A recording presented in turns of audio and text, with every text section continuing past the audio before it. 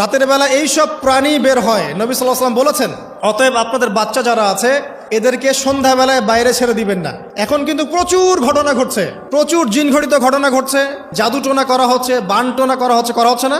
নবী সাল্লাল্লাহু আলাইহি ওয়াসাল্লাম বলেছেন, রাতের বেলা তোমরা বাচ্চাদেরকে সন্ধ্যাবেলা ছেড়ে দিও না, আগে ভালো করে সন্ধ্যাটা হয়ে যাক, যদি ছাড়তে হয় তারপর ছেড়ো।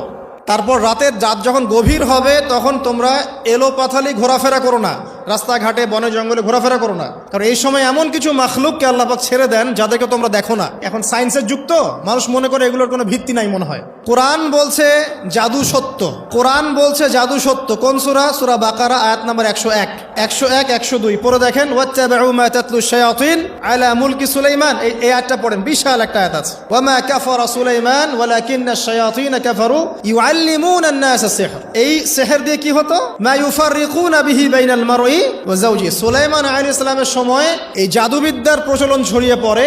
এই জাদু মানুষ শিখে কি করছিল? নারী পুরুষের মাঝখানে, স্বামী স্ত্রীর মাঝখানে বিভেদ সৃষ্টি করছিল। এখন দেখেন না, পরিবারের স্বামী স্ত্রীর বন্ধন ভেঙে যায় না, কেউ কাউকে দেখতে পারে না, এমন হচ্ছে না? খুব ভালো সম্পর্ক হঠাৎ করে সম্পর্ক খারাপ। এই জাদুবিদ্যা সত্য। এবং এখনকার অনেক ভণ্ড যে কবিরাজগুলো বের হয়েছে, এরা জিনকে তাবে করে নিয়ে এই জিনদের মধ্য দিয়ে মানুষের মধ্যে জাদু ছড়িয়ে দিয়েছে। এই জাদুবিদ্যা সত্য। এর ফলশ্রুতিতে বহু পরিবার ধ্বংস হয়ে যাচ্ছে, দৃশ্য অদৃশ্যের অনেক ক্ষতি আছে। এগুলো এখনকার সায়েন্স বিশ্বাস করে না। আর সায়েন্স বিশ্বাস করে না বলে যে আমরা বিশ্বাস করবো না এমনটাও নয়। এখন বিজ্ঞান যেটা প্রমাণ করতে পারে নাই, এটা কি বিজ্ঞানের ব্যর্থতা না ইসলামের ব্যর্থতা? আল্লাহ রব্বুল আলামিন এবং তার রাসূল যা বলেছেন সেটাই চূড়ান্ত সত্য। সেটা আমরা প্রমাণ করতে পারি বা না পারি, এটাকে অন্ধভাবেই বিশ্বাস করতে হবে। এটাই হচ্ছে একটা মৌলবাদী কনসেপ্ট। আর এভাবে ইসলামের মৌলিক বিষয়গুলোকে না মানলে কেউ মুসলিমই হবে না। কথা কি বুঝতে পারছেন? আচ্ছা, তিনি বলছেন রাতের বেলা এমন কিছু মাখলুক বের হয় যাদেরকে তোমরা দেখো না। দুষ্ট জিন বের হয়। কি বের হয়? জিন জাতি নাই পৃথিবীতে? আল্লাহ পাক সূরা জিন নামে একটা গোটা সূরা নাজিল করেছেন, করেন নাই? কুলু হিয়া ইলাইয়া আন্নাহু ইসতামা নাফারুম মিনাল জিন্নি ওয়া ক্বালু ইন্না সামি'না কুরআনান আজাবা। জিনদের একটা দল কোরআন শুনে বলেছিল যে আমরা অদ্ভুত আজব একটা কোরআন শুনেছি।